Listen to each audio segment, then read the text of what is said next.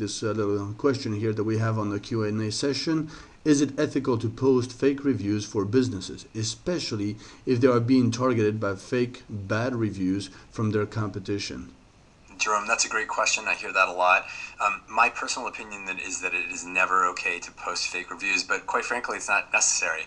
Businesses can easily collect and should be collecting their reviews from their customers. We as SEOs should be helping them facilitate getting those reviews, of course, but some customers will just say, I'm too busy, I'm not online, or just can't be bothered. But these businesses can be collecting legitimate reviews from customers that they know like them, and then taking them and getting them posted by people like us through various mechanisms that we have access to get these legitimate reviews online. One way or another, they have to get their reviews online. But I personally just don't believe, again, in doing that, because I think it's a war, definitely, and you've said that before. It's war, but there are ways to win the war without sort of violating the Geneva Convention, as it were, in review terms.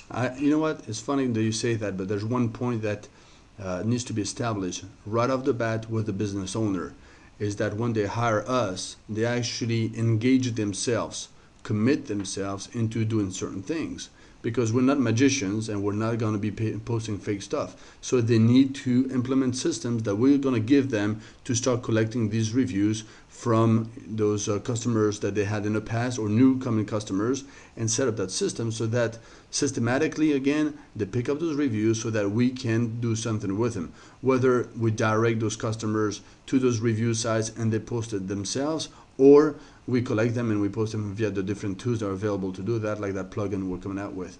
So depending on what the situation is, bottom line is, when the business owner is hiring us, he's not signing off the responsibility for this. He's just coming on board and we're helping him.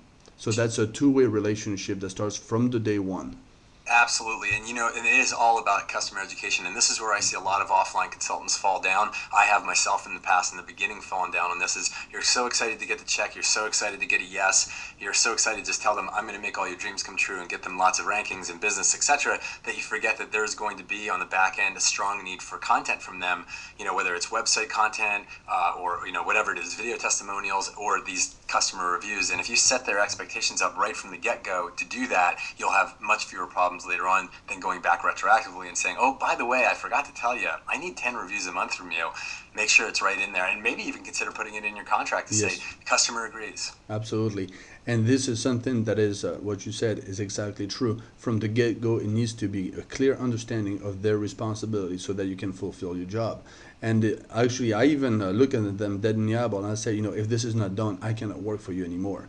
So you need to work your way into it so that they understand their responsibility, put that in a contract if needed. That's the best solution, and refuse any money until they agree to that. Otherwise, there's going to be headaches on top of headaches. And one thing that is important here is asking, what if suddenly, you just come on board with a customer and they tell you right off the bat, I need some help because I got so many bad reviews, so on and so forth. So what can you do? What I recommend doing as an emergency strategy when it comes to, like you mentioned earlier, like covering in the sunshine, what I recommend doing is talk to the business owner and get him to get his family involved, his neighbors involved, the friend involved. The one that are the closest to them, they can actually, in a hurry, pick up the phone and say, okay, guys, I need some reviews on it to cover this customer or this competitor that left some ugly reviews. Help me out. And then once you actually bury it real quick, it gives you like a bumper time before you actually set up the system so that systematically they start collecting these reviews from real customers.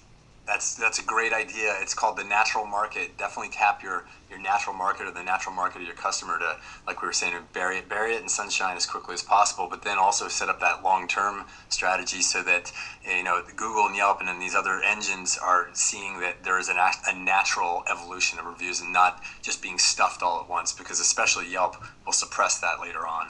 That's great. All right, so we're going to get to the second question, and we're going to do this right now.